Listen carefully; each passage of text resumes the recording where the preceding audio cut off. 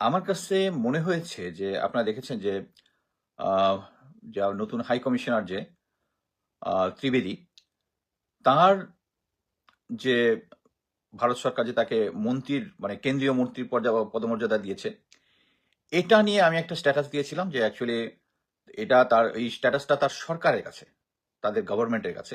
But বাংলাদেশে সে যে ambassador হিসেবে বা হাই কমিশনার হিসেবে তার স্ট্যাটাস হচ্ছে জেনেভা কনভেনশনের যে ডিপ্লোমেটিক রিলেশনস অনুযায়ী যেটা আছে সেটা সে হচ্ছে বাংলাদেশে তাদের প্রধান কূটনৈতিক আম, কূটনৈতিক প্রধান সে। এটা যখন দেখলাম 3-4 ঘন্টার মধ্যে ভাইরাল হয়েছে, সো দাদা বউরা সম্ভবত এটাকে ব্রেক করার জন্য আমার পোস্টটা, আমার অ্যাকাউন্টটা সাম কমিউনিটি স্ট্যান্ডার্ড দেখে ডিসেবল করেছে। এখানে আমি যেটা ফাইন্ডিংস যেটা আনতে যাচ্ছি সেটা হচ্ছে আহ, এর সাথে সাথে আমি যে ভারতীয় প্রোপাগান্ডিস্ট, আওয়ামী লীগের প্রোপাগান্ডিস্ট যেমন নবনীতা ছাড়া আরো কয়েকজনের আমি ভিডিও দেখলাম, তারা এটাকে প্রচার করছে যে এখন এই ত্রিবেদী সাহেব যেহেতু মন্ত্রীর পদমর্যাদায়, তারা যে কোনো সময়ে বাংলাদেশ সরকারের পররাষ্ট্র মন্ত্রণালয়ে যে কোনো সময়ে ডেকে বুলশিট করা, বিভিন্ন জনের ব্যাখ্যা চাওয়া, এগুলো আর করতে পারবেন না, কারণ তার মন্ত্রীর পদমর্যাদা। This is bullshit. এই এই জিনিসটাই তারা বাংলাদেশ গভর্নমেন্টকে খাওয়ানোর চেষ্টা করবে যে তারা হচ্ছে মন্ত্রীর পদমর্যাদা, ভারত সরকারের মন্ত্রীর পদমর্যাদা। মোট কথা হচ্ছে ডিপ্লোম্যাটিক রিলেশনস এবং এই যে কূটনীতিক আহ, বিষয়ে জেনেভা কনভেনশনের একটা ডিপ্লোম্যাটিক রিলেশনের চ্যাপ্টার আছে, সেই চ্যাপ্টার অনুযায়ী সে হচ্ছে সেই দেশের মানে ভারত রাষ্ট্রের যে রাষ্ট্রপ্রধান আছে তার প্রতিনিধি ইন বাংলাদেশ, এবং বাংলাদেশে এসে সে বাংলাদেশ রাষ্ট্রের কাছে, রাষ্ট্রের প্রধানের কাছে, প্রেসিডেন্টের কাছে তার আইডেন্টিটি জমা দিবে, তার যে পরিচয়পত্র আছে সেটা জমা দিবে, এবং সে ওখান থেকে ভারত রাষ্ট্রের প্রধানের কাজ করবে। বাট সে যদি মন্ত্রীর পদমর্যাদা হয়, কিছু আসে যায় না। এই মন্ত্রীর পদমর্যাদা হচ্ছে সে তার বেতন পাবে মন্ত্রীর পদমর্যাদায়। এছাড়া আমি কোনো বা কোথাও কোনো অফিসিয়ালি কোনো নর্মস নেই। সো এখানে বুঝতে হবে যে তারা চাচ্ছে মানে ইন্ডিয়া এবং তাদের যে অজিত দোভাল, এরা সবকিছু মিলে প্ল্যান করছে যে বাংলাদেশকে তো আর কোনোভাবেই সাইজ করা যাচ্ছে না। সো এখন এই ডিপ্লোমেটিক একটা জুজুর ভয় দেখায়। জুজুর ভয় কি? এবং এই কারণেই যে ভারতীয় যতগুলা স্পোক পার্সন আছে, এরা সবাই এরা সবাই বলতেছে যে এখন এটা মন্ত্রী পদমর্যাদা, এখন একে নিয়ে যখন তখন ডাকা যাবে না। This is bullshit. আমরা এবং বাংলাদেশ সরকার অবশ্যই smart enough to understand that যে তারা ইচ্ছা করলেই এই ত্রিবেদী সাহেব আহ, তার মন্ত্রী স্ট্যাটাস অ্যাকচুয়ালি কোনো কিছুই না, কিন্তু যেটা হবে সেটা হচ্ছে এই ত্রিবেদী যখন বেনাপোল দিয়ে বাংলাদেশে ঢুকে, তখন আপনাদের ওই যে বকুল মাহমুদ, বোধহয় বকুল মাহমুদ যদুর নাম পড়ে, নামটা মনে পড়ে, সে এসে বলছিল না যে আপনারা বড় দেশ, আমরা ছোট দেশ, আপনাদেরকে লালন পালন করবেন। এই বাংলাদেশে এই সমস্ত হারামজাদা যেগুলো আছে যে ভারতীয়, sorry for the language, actually অনেক সময় টেম্পার ঠিক রাখা যায় না, যে কোনো দেশে ভারতে গিয়ে আপনি পাবেন না যে বাংলাদেশের দালাল, কিন্তু বাংলাদেশে আছে অনেকগুলো দালাল। So, এই যে এই জিনিসটা আছে, এই পার্টি যারা, তারাই এই জিনিসটাকে প্রচার করার চেষ্টা করবে যে এই ত্রিবেদী আসছে, সে হচ্ছে ভারতের মন্ত্রীর পদমর্যাদার স্ট্যাটাস। ইট ডাজন্ট ম্যাটার সে কোন স্ট্যাটাস তারে দিল। আমরা দেখছি না যে কয়েকজন সাংবাদিককে এই তত্ত্বাবধায়ক সরকার আমলে আহ, এই যে ওয়াশিংটনে গোলাম মুর্তজা, ওনাকে প্রেস সচিবের দিছে, সচিবের পদমর্যাদায়।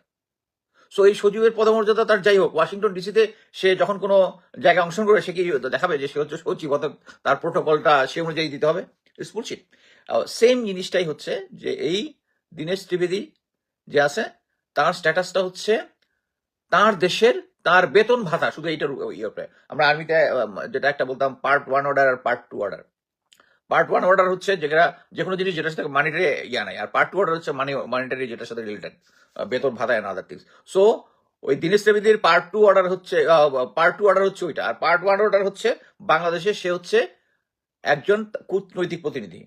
এখানে আমি অ্যাকচুয়ালি নিজে জানতাম যে বাংলাদেশে বা যে কোনো দেশের রাষ্ট্রদূত হচ্ছে জয়েন্ট সেক্রেটারি ইকুইভ্যালেন্ট।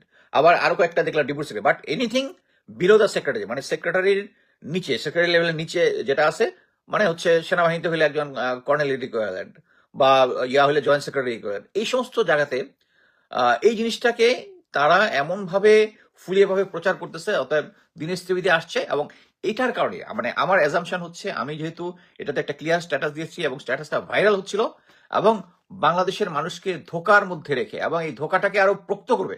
মানে আপনি যখন দেখবেন যে একটা জিনিস যখন কিছু লোক কন্টিনিউয়াস বলতে থাকে যে গোয়েবলস ফর্মুলা, সো এই যে বকুল মাহবুব টাইপ যেগুলো আছে, যেগুলাকে আপনারা যদি পথে ঘাটে দেখেন, জুতা ছুঁড়ে মারবেন।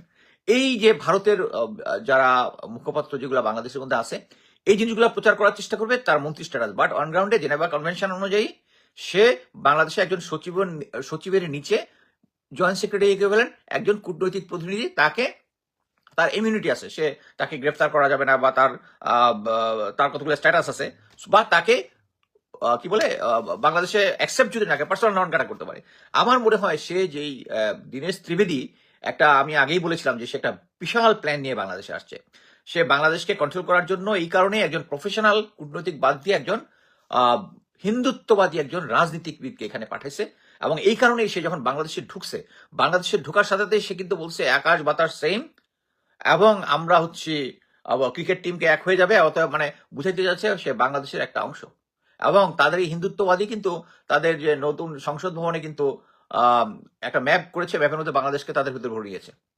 এবং এটার কারণেই বাংলাদেশ সরকারের প্রথম উচিত ছিল তাকে পার্সোনাল নন গাটা করে, ও যে প্ল্যানটা নিয়ে আসছে প্ল্যানটাকে পানি ঢেলে দেওয়া, কিন্তু বাংলাদেশ ওইটা করে নাই। কিন্তু তারপরে এখন বোঝা যাচ্ছে যে এখন যে সে বলতেছে যে সে হচ্ছে মন্ত্রী পদমতায়, এইটাই হচ্ছে ওই কাহিনী, এই কাহিনী। আরেকটা স্ট্যাটাস আমি দিয়েছিলাম, এখানে বলবো যে বাংলাদেশে যতগুলা এম্বাসি ঢাকার বাইরে যে সমস্ত জায়গায় আছে, প্রতিটা ডিভিশন হেডকোয়ার্টারে আছে, ডিস্ট্রিক্ট লেভেলে আছে, এবং মনে রাখবেন এই ডিস্ট্রিক্ট লেভেলে যত জায়গায় বিভিন্ন জায়গায় যে ভারতীয় এম্বাসি গুলো আছে, বা একটা বুথ টাইপ অফিস যেটাই বলেন, ওখানে যারা কাজ করতেছে ভারতীয় নাগরিক, তারা কিন্তু বাংলাদেশের তাদের যে হেজিমনি আছে, তাদের যে এজেন্ট যারা আছে, তাদেরকে এক একজনকে একটা জায়গায় কন্ট্রোল করে। সো আপনি যদি হঠাৎ করে এই পুরা পার্টটাকে বলেন যে এই চ্যাপ্টার ক্লোজ, তাহলে কিন্তু বাংলাদেশের ভিতরে তাদের অনেক অপারেশন কিন্তু স্টাক হয়ে যাবে, কারণ তাদের এই লোকগুলা এবং তাদের কন্ট্রোলগুলা তখন থাকবে না।